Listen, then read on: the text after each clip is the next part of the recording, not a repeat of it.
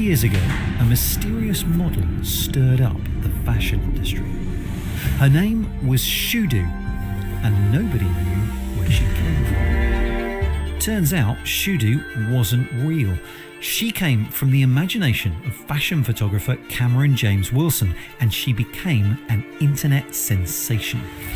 She even appeared in a digital-only Swarovski dress at the 2019 BAFTAs in London, with her movements provided by a real model in Canada. Such was Shudu's success that Wilson decided to create a model agency called The Digitals and designed 6 more models to create a more diverse lineup, including Galaxia, a much-needed alien model. In all seriousness, Wilson thinks that his approach can tackle one of the biggest issues that the fashion industry faces: sustainability.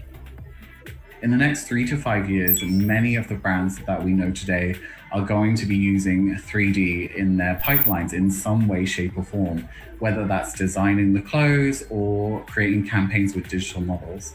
So as you can imagine, that means that digital models are going to become more and more in demand, as it makes much more sense to put your 3D clothes on 3D models.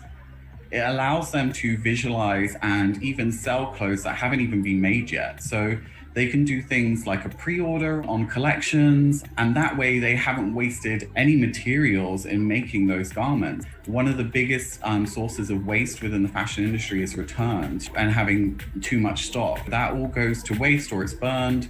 Doing anything that can help stop that and reduce that is extremely important.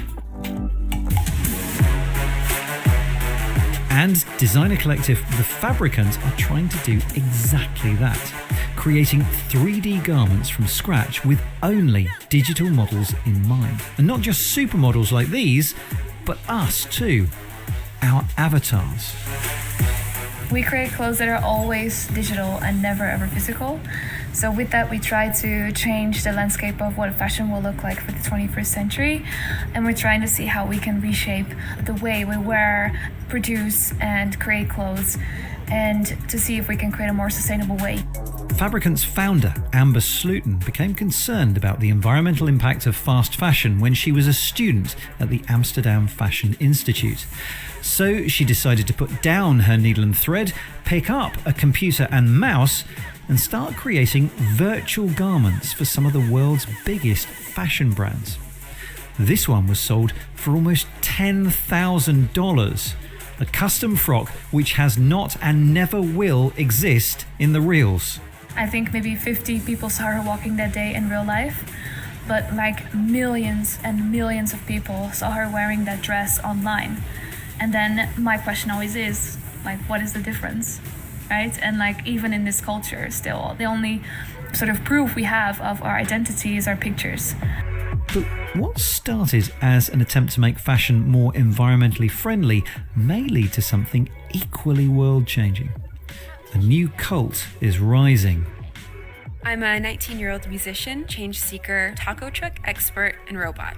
From virtual models to virtual social media stars, all wearing virtual clothing. Is this what we'll all be spending our money on soon?